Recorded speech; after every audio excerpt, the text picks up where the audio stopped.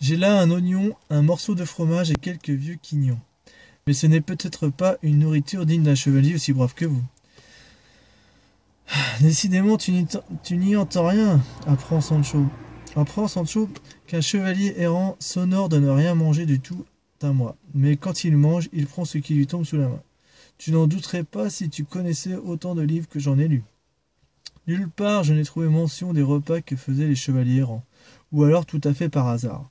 Lorsqu'ils étaient conviés à de somptueux banquets, le reste du temps ils se satisfaisaient de bien peu de choses. Mais comme ils ne pouvaient vivre sans manger ni se soumettre à tous les autres besoins naturels, car c'étaient des hommes comme nous, il est à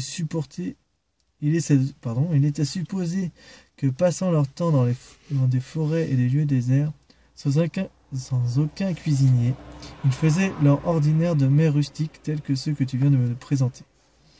Aussi, Sancho, ne t'affiche point de ce qui me fait plaisir, et ne prétends pas changer le monde, ni transformer les lois de la chevalerie errante.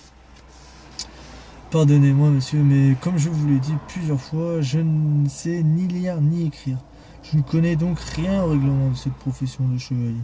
Désormais, j'aurai toujours dans mon bissac toutes sortes de fruits secs pour vous, qui êtes un chevalier. Et pour moi, qui ne le suis pas, j'y mettrai de la volaille et autres mets plus substantiels. Je n'ai pas dit, Sancho, que les chevaliers errants ne doivent manger que ces fruits dont tu parles, mais que c'était leur nourriture habituelle, sans compter certaines herbes qu'ils trouvaient dans les champs et que moi aussi je sais reconnaître. C'est une bonne chose que vous connaissiez ces plantes.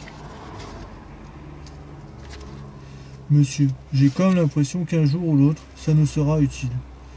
Et il sortit de son bissac tout ce qu'il avait annoncé et qu'ils mangèrent de bon appétit. Cependant, le désir de trouver où loger pour la nuit leur fit abréger ce repas bien maigre et bien sec. Ils remontèrent aussitôt à cheval et se hâtèrent de gagner un village avant la tombée du jour.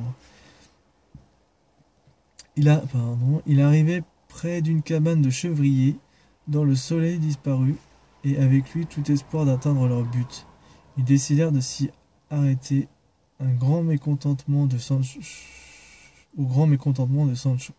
qui aurait préféré dormir sous un toit, tandis que son maître se réjouit de passer la nuit à la belle étoile, car c'était pour lui une manière de faire acte d'appartenance à la chevalerie errante. Fin du chapitre 10.